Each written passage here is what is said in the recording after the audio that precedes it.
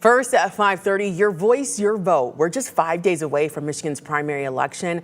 Early and absentee voting are underway with thousands of ballots already casted. And today, candidates are crisscrossing the state, hoping to convince undecided voters to support them. In West Michigan, Democratic Senate candidate Haley Stevens made multiple stops along the lakeshore today. A Republican candidate for governor John James spoke in Hudsonville. Now, on election night, everyone will be watching for the final results to come in. But as 13 on your side, political reporter Josh Alberta says you may need to be patient. Josh is here now to explain why, Josh. Well, Lauren, that's because I'm told there are a number of steps involved after you leave the booth or turn in your absentee ballot that have to be followed to ensure checks and balances.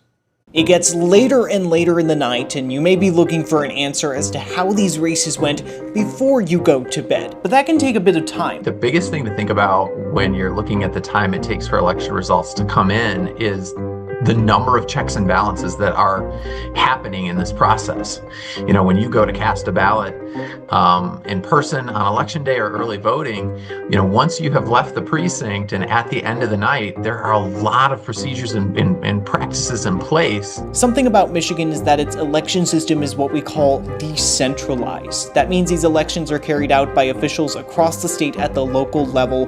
They're all handling their own areas. That includes over 1,600 local and county clerks who are handling elections at the local levels, including like the one I spoke to this past week. We have to go through those steps to ensure the accuracy of this process before we ever get to the results reporting. So we're emphasizing both, but obviously in a battle of speed over accuracy, accuracy is going to win. You'll remember back in 2020, initial results in some cases were delayed for very long times in states that had huge mail-in ballot numbers during the COVID-19 pandemic. Clerks in Michigan can pre-process absentee ballots starting a certain amount of time ahead of Election Day, depending on how big the jurisdiction is. They're verifying the signature has been verified. They're looking at the ballot numbers and verifying all that information. They're verifying the count of voters, and they are processing them through the voting machine, but they're not tabulating those results until the end of election night at 8 p.m. But in any case, there is quite a bit to do before those results can get reported. When